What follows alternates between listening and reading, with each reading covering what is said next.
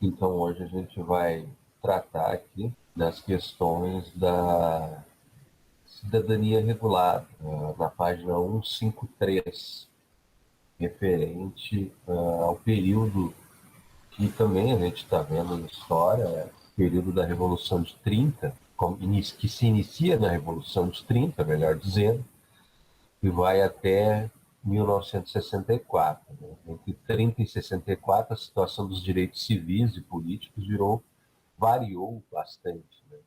Mas na maior parte do tempo eles foram restritos ou abolidos, né?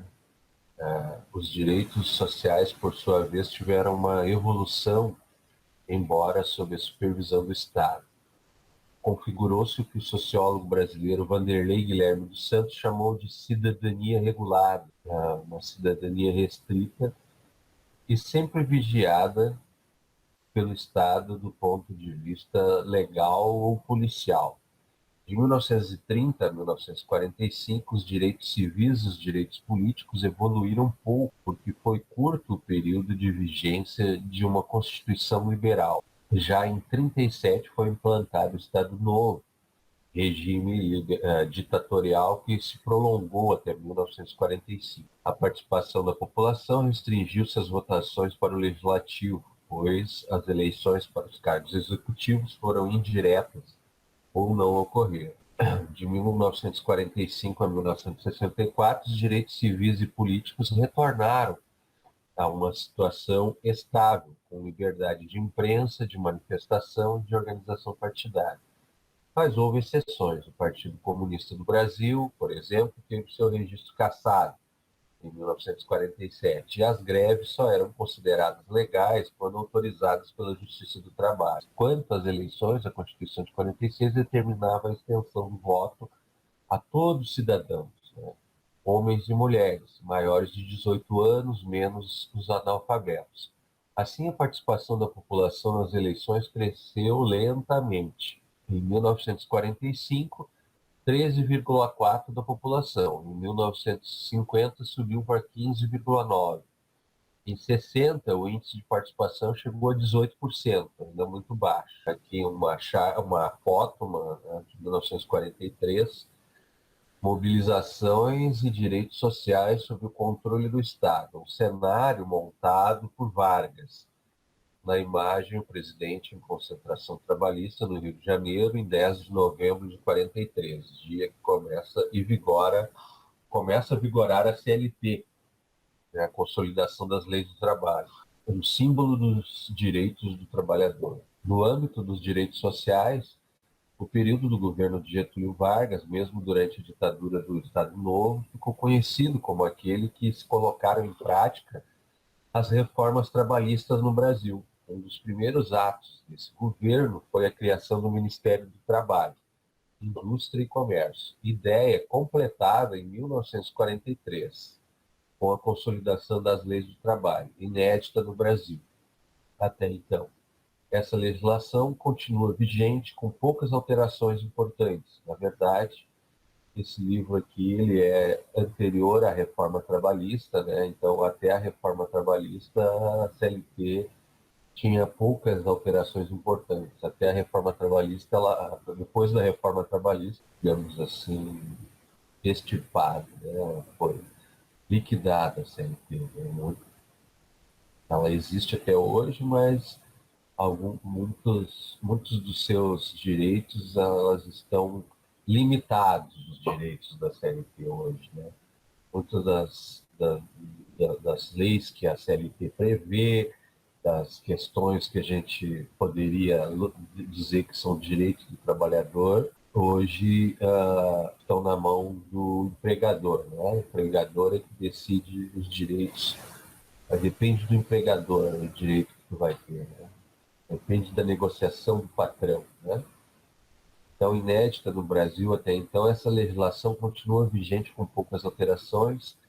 Essa frase ela não está muito correta. Então, as disposições mais significativas dessas leis foram a jornada de 8 horas diárias para os trabalhadores do comércio e da indústria, essa se mantém, né? E a regulamentação do trabalho de menores e do trabalho feminino, o direito às férias remuneradas, que também se mantém, e a implantação do salário mínimo, que também se mantém. Para que esses direitos se efetivassem, foi montada uma estrutura sindical, previdenciária e jurídica, que envolveu a criação de diversos órgãos e instituições, entre os quais a Justiça do Trabalho, os tribunais regionais, o Tribunal Superior do Trabalho e os institutos de aposentadorias e pensões, os IAPIs. Por categoria profissional, como a dos industriais, comerciais, ferroviários, bancários, houve a criação da carteira de trabalho como documento do trabalhador.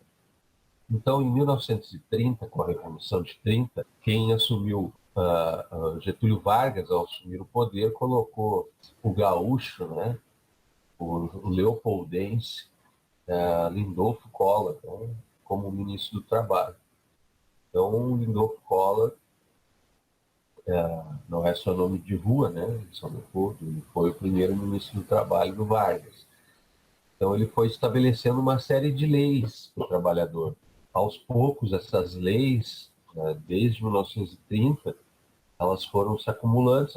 Em 1943, então, o Congresso, mas principalmente o governo, né, o Getúlio, instigou o Congresso a criar a CLT, né, a reunir todas essas leis e criar mais algumas outras e fundar, então, a consolidação das leis do trabalho. Além disso, né, criou a estrutura sindical, né, como um órgão colaborador do Estado, para que os sindicatos permitissem que existissem oficialmente, era exigido seu reconhecimento pelo Ministério do Trabalho. Assim, o movimento operário tinha um dilema: ganharia a proteção do Estado, perderia a liberdade. Se quisesse ter liberdade sindical, perderia a proteção do Estado. Eu quero mostrar um vídeo para vocês, sobre o Dia da Assistência Social, né, do Ministério da Cidadania. Olá, 15 de maio foi o Dia do Assistente Social. E para homenagear esses profissionais, vamos mostrar agora um pouco da história da assistência social no Brasil. O vídeo foi feito pelo Ministério do Desenvolvimento Social e Combate à Fome em 2010, antes da sanção da Lei do SUAS, Sistema Único de Assistência Social. Vamos ver.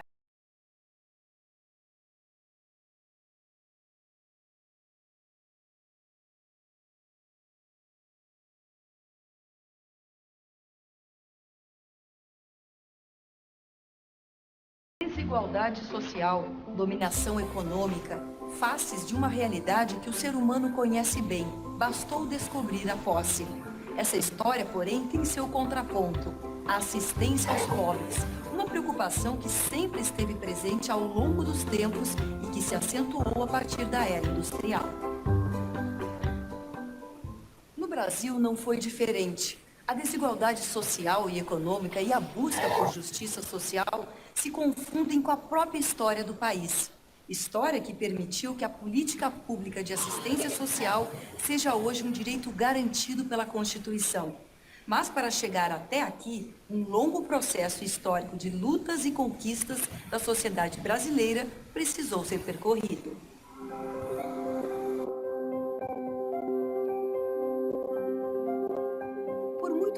No Brasil, a assistência aos mais pobres não foi merecedora de atenção do poder público.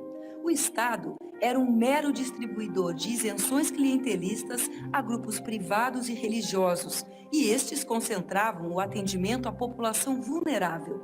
A pobreza era tida como uma fatalidade e a assistência deixada à iniciativa da Igreja e dos chamados homens bons. Era a assistência esmolada, um conceito que se manteve até meados do século XVIII e que aos poucos foi sendo substituído pelo que alguns especialistas batizaram de assistência disciplinada. As ações continuavam filantrópicas e a cargo de particulares e religiosos, e instituições como hospitais e asilos. A partir da segunda metade do século XIX, o país viveu o fim da escravidão, a transição do modo de produção agrário para industrial e a chegada dos imigrantes estrangeiros que aos poucos substituíam os escravos.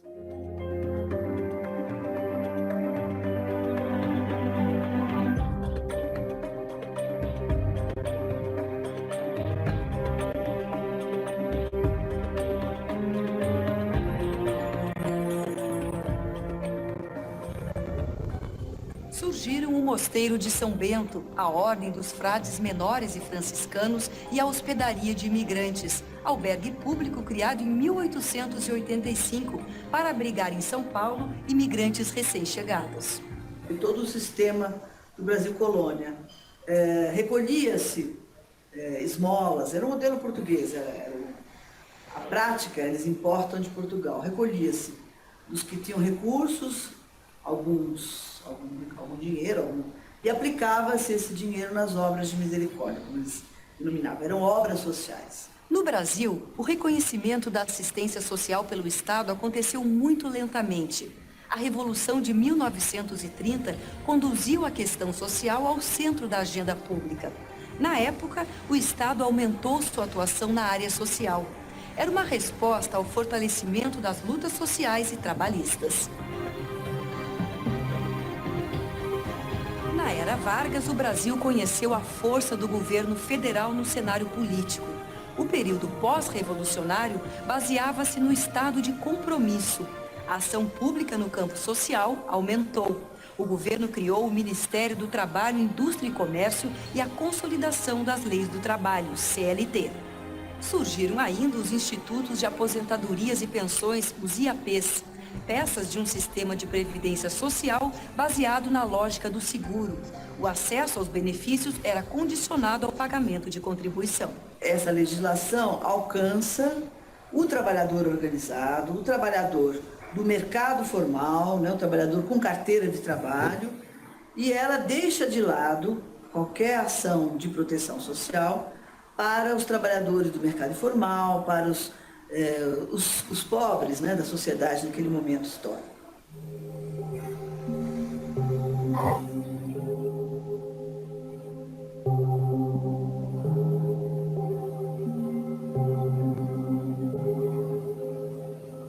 O Estado voltou-se um pouco mais aos excluídos do sistema de previdência social. O amparo passou a ser dirigido aos que não conseguiam garantir sua sobrevivência. Foi nessa época que o governo criou a Legião Brasileira de Assistência, a LBA, e o Conselho Nacional de Serviço Social, o CNSS. Formado por pessoas indicadas pelo presidente Vargas, ao Conselho cabia avaliar os pedidos de auxílio e enviá-los para os Ministérios da Saúde e Educação. O valor do repasse financeiro era decidido pelo governo federal sem qualquer controle social.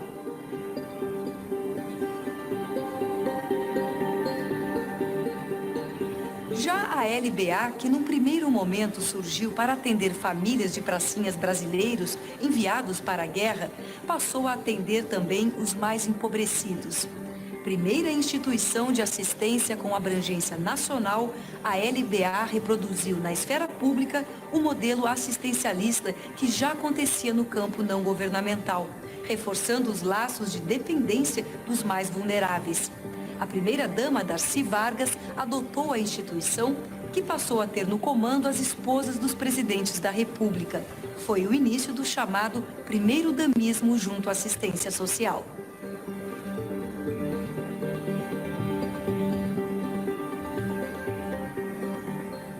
Então, em 1936 é criada a Escola de Serviço Social em São Paulo, né? E ela é criada por um grupo de senhoras ligadas à ação católica brasileira, paulista, né? Que vem na criação de uma escola de serviço social uma possibilidade de qualificar o trabalho social e, sobretudo, uma possibilidade de desenvolver a ação social junto ao meio operário, junto aos trabalhadores. Com o passar do tempo, o país começou a experimentar o aumento do custo de vida.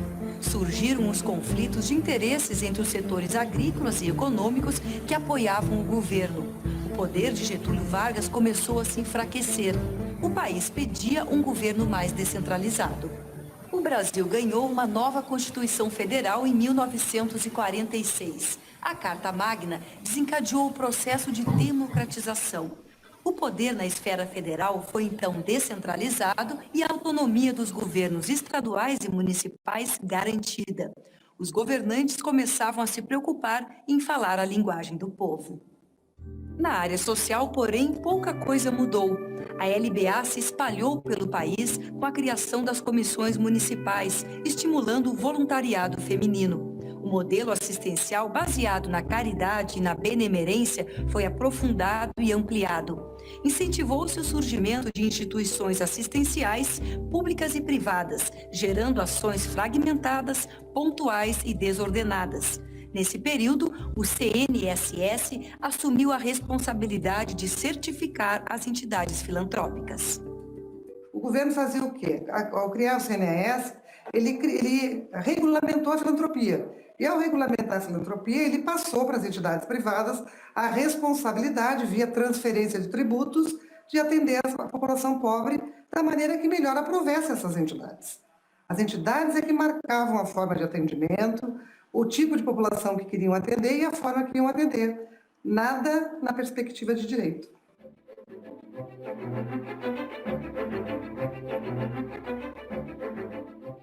O golpe militar de 1964 marcou a vida do brasileiro pelo autoritarismo e pela retirada de direitos. A ditadura praticamente anulou os poderes legislativo e judiciário.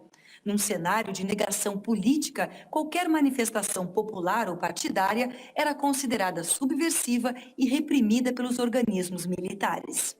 O regime militar não chegou a promover inovações significativas no padrão existente. A assistência social se burocratizou com regras, normas e critérios de atendimento à população excluída.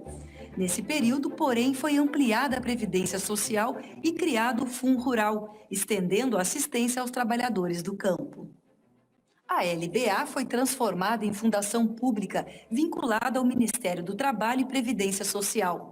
Outras instituições públicas foram criadas para dar assistência de acordo com a faixa etária ou por necessidade dos atendidos. É o caso da Fundação Nacional para o Bem-Estar do Menor, FUNABEM, a Central de Medicamentos, SEMI, e o Banco Nacional de Habitação, BNH. Nesse contexto, é criado também o Instituto Nacional do Seguro Social, o INSS.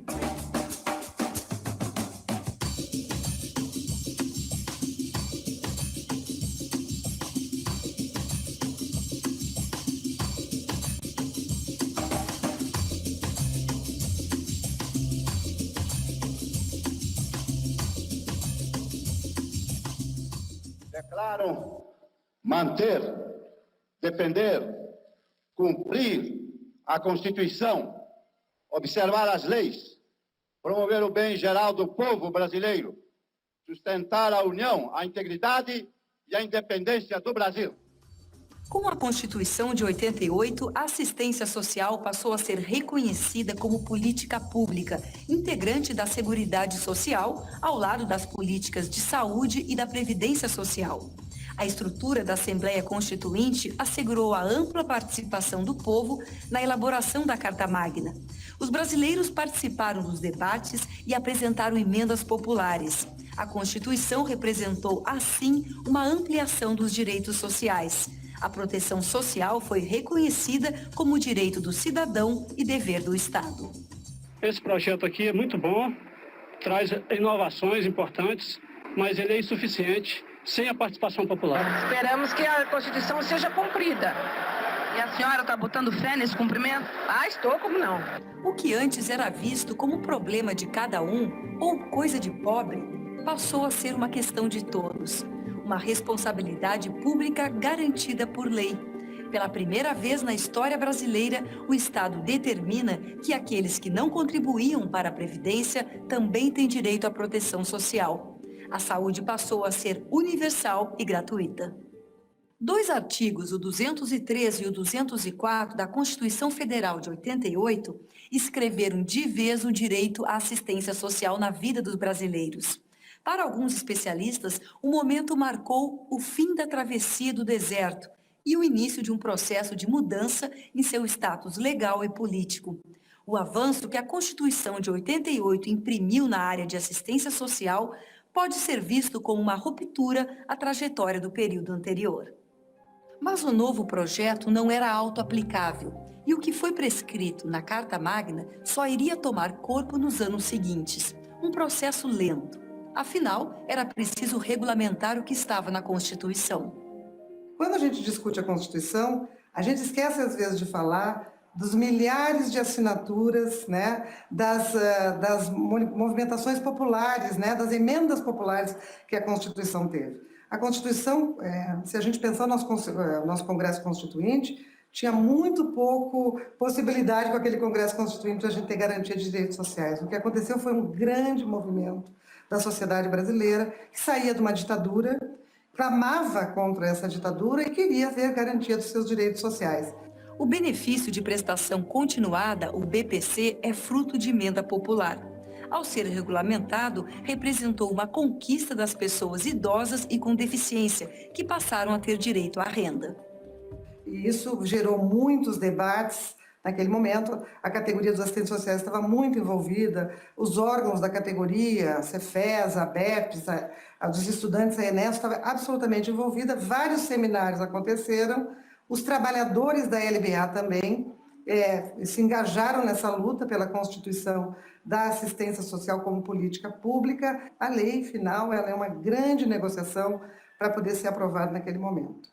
Foi a Lei Orgânica de Assistência Social, LOAS, que regulamentou os artigos da Constituição Federal de 88, que trataram da assistência social, garantindo o modelo de gestão e de controle social de forma descentralizada e participativa.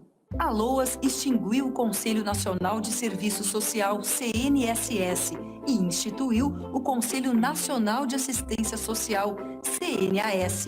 A nova instância, com a incumbência de fiscalizar a política de assistência social, adquiriu formação paritária e caráter deliberativo. O CNAS, ao mesmo tempo que é o depositário da luta popular para o avanço do controle social nas políticas públicas e especificamente na assistência social, ele herda esse passado patrimonialista e herda e tem a função histórica de representar a participação popular na assistência social. Mas a LOAS precisava ainda responder aos desafios de garantir o equilíbrio entre o poder de decisão que cada governo passou a ter, assegurando a convivência entre o regional e o nacional. Foi criado, então, um comando único nos níveis de governo federal, estadual e municipal, para articular, integrar e coordenar as ações de acordo com as suas responsabilidades. Assim, cada um ficava ligado ao outro por um pacto de compromisso e não por obediência. A LOAS instituiu, então, os conselhos, planos e fundos de assistência social, como requisito para garantir o acesso aos recursos da União. A LOAS, no seu artigo 30, ela define que os municípios e estados e a União também têm que constituir conselhos, planos e fundos de assistência social para poder participar do sistema descentralizado e participativo. E o que acontece?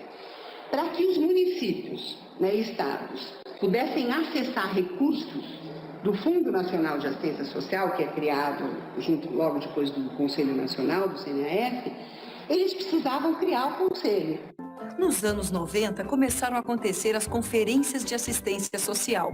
Elas foram peças importantes do processo de democratização da assistência social no país.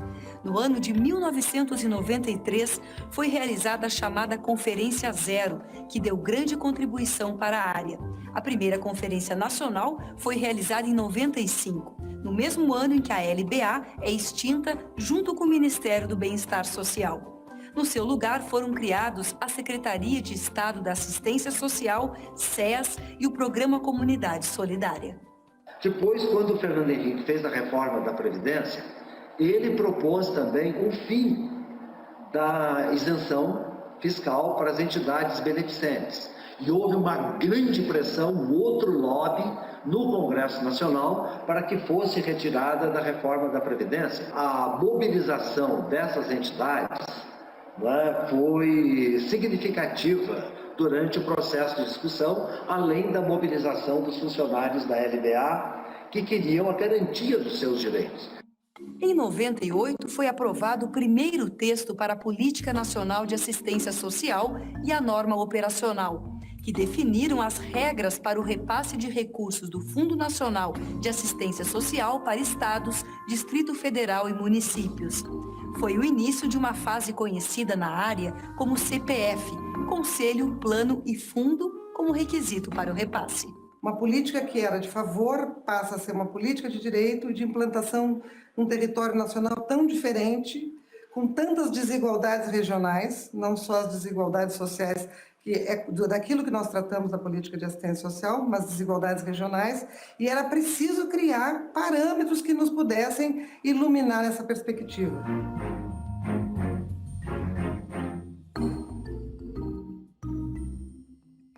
O ano de 2003 foi divisor de águas para a política de assistência social. A implantação do Sistema Único de Assistência Social, o SUAS, foi a principal deliberação da 4ª Conferência Nacional. Após 10 anos de regulamentação da LOAS, o novo texto da Política Nacional de Assistência Social definiu as bases para a implantação do novo modelo de gestão. O Brasil entrou em uma nova fase de fortalecimento do Estado e de defesa dos direitos socioassistenciais. Foram instituídos serviços, programas, projetos e benefícios socioassistenciais de transferência de renda, como o programa Bolsa Família. O SUAS representou um avanço para a organização descentralizada e participativa da política pública de assistência social. A aprovação da norma operacional básica, a chamada NOB-SUAS, pelo CNAS no ano de 2005, reafirmou o Pacto Federativo e começou a traçar um novo modelo socioassistencial no país. A família assumiu o papel de núcleo fundamental para a política de assistência social, na perspectiva dos princípios da matricialidade sociofamiliar e do território, como base de organização dos serviços. A família é compreendida como um conjunto de pessoas unidas por laços consanguíneos, afetivos e de solidariedade. A assistência social assumiu seu caráter preventivo. O território também passou a ser fundamental para compreender as situações de vulnerabilidade e risco social. Quando o serviço chega toda a proteção social, a urbanização, a possibilidade da escola, a possibilidade do posto de saúde, a possibilidade do CRAS estar lá, significa serviço público de acesso à população aonde ela vive. E esse serviço público é o que vai potencializar essa população para que ela use a cidade. O sujeito se dê conta que ele é um cidadão de direito, que ele mora numa cidade, num estado e num país e que faça uso dessa cidade, desse estado e desse país. O Sistema Único de Assistência Social organizou suas ações a partir das responsabilidades de cada ente federado, na gestão e no financiamento, com base no Pacto Federativo. Autônomos, estados, Distrito Federal e municípios não sofrem interferência federal, mas são acompanhados de perto. A integração da rede de serviços se consolida na corresponsabilidade. Ao Estado, cabe oferecer e garantir a proteção social e ao usuário o direito de acessar benefícios e serviços. O SUAS se organizou em 2 eixos estruturantes, benefícios e serviços. O BPC e o Bolsa Família estão entre os benefícios assistenciais. Os serviços de caráter continuado passaram a ser ofertados nos equipamentos públicos ou pela rede socioassistencial do SUAS. Aos poucos, a população começou a perceber a mudança. A assistência social passou a ter como referência os Centros de Referência da Assistência Social, os CRAS, e Centros de Referência Especializado da Assistência Social, os CREAS. Nesses espaços e equipamentos públicos, as famílias passaram a ter a garantia de acesso à política pública de assistência social, com direito à convivência familiar e comunitária. Em 2010, segundo o IBGE, 100% das cidades brasileiras possuem estrutura da assistência social.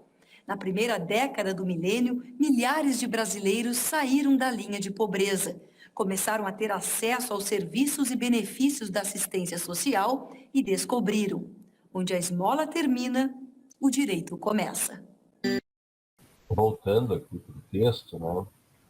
Voltando para a aula, eu queria fazer algumas considerações sobre o vídeo. Depois, se vocês assistiram também, nós tínhamos conversado na aula passada sobre a questão que foi apresentada no vídeo, ali no início do vídeo, sobre assistência esmolada, né, e assistência disciplinada. Na aula passada eu tinha falado das Santas Casas, né, como o único local onde as pessoas pobres, as pessoas que não tinham posse, podiam, né, ter algum tipo de atendimento, né, ter algum tipo de assistência. E o vídeo demonstrou isso, né? O vídeo mostrou ali a fundação, então, da Santa Casa como um local onde as pessoas pobres, né, os trabalhadores, os escravos, pessoas que não tinham condições de pagar pelo atendimento, elas tinham atendimento de saúde, né, de todo tipo de atendimento, e também onde os órfãos, né, onde as crianças eram deixadas. Né? Tá, então, eu quero mostrar para vocês aqui, antes de terminar, essa aqui é a roda dos expostos, então, onde abandonavam as crianças. Né? Então, a roda dos expostos sempre ligada às instituições caridosas. Dias, mosteiros, irmandades beneficentes, né? Elas eram deixadas crianças cujos pais, por alguma razão, não podiam criar as crianças. Formada por uma caixa dupla de formato cilíndrico, a roda foi adaptada no muro das instituições caridosas, com a janela aberta para o lado externo. Um espaço dentro da caixa recebia a criança após rodar o cilindro para o interior dos muros, desaparecendo assim a criança aos olhos externos. Dentro da edificação, a criança é recolhida, cuidada e criada até se fazer independente. A roda dos expostos das misericórdias sempre existiram e a primeira foi fundada em Portugal em 1498. A roda da Irmandade de São Paulo tem idade de uso a partir de 16 de novembro de 1876, quando Ariana da Silva Buquerque foi deixada no meio da noite. Documentos, porém, atestam sua existência, a existência da Roda dos Expostos, desde 2 de julho de 1825.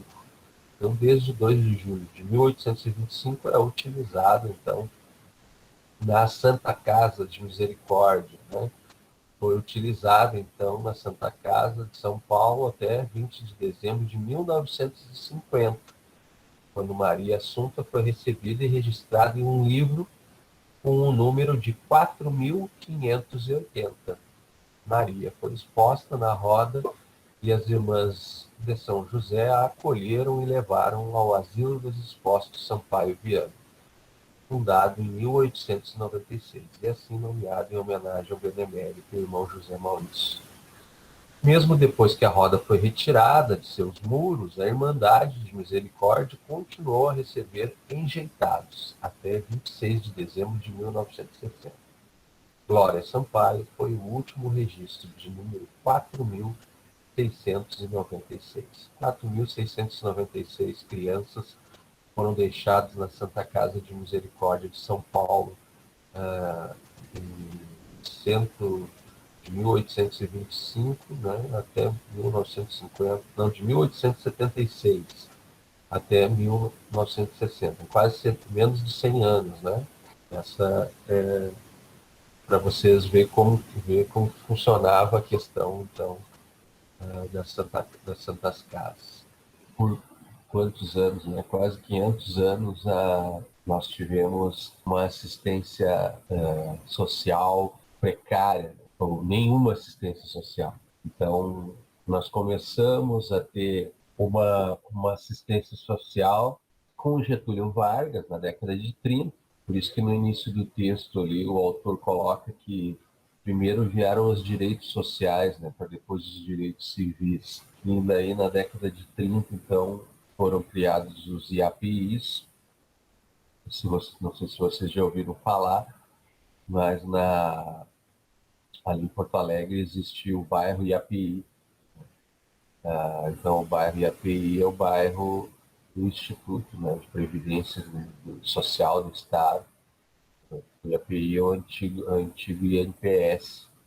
Então, os trabalhadores, as pessoas que tinham carteira assinada, elas tinham, só quem tinha, na verdade, carteira assinada tinha direito à assistência social. Então, quem tinha carteira assinada tinha direito a ir no médico, tinha direito também a ter uma moradia, uma casa própria, né? Então tinha os bairros do próprio sistema, do próprio IAPI. Então, tu comprava uma casa do bairro IAPI, né? Ali em Porto Alegre tem já mais de 100, deve estar quase completando 100 anos, ali, 90 anos, alguma coisa assim, do bairro tradicional de Porto Alegre, que é o bairro, então, criado pelo sistema de previdência social da época do Getúlio Vargas. Tem todas as cidades, as capitais, né? Então, se tu não tivesse um trabalho formal, se tu não tivesse a carteira de trabalhador assinada, tu não estava coberto pela Seguridade Social do Estado. Tu não poderia ficar doente, por exemplo. Né? Não tinha nenhuma cobertura. Aqui a ditadura, né, na ditadura militar, foi criado o INAMPS. Também. Foi mudado de API para INAMPS, mas se manteve, né, o mesmo sistema. Então, uma boa semana para vocês e até semana que vem. Tchau, tchau. Boa semana a todos.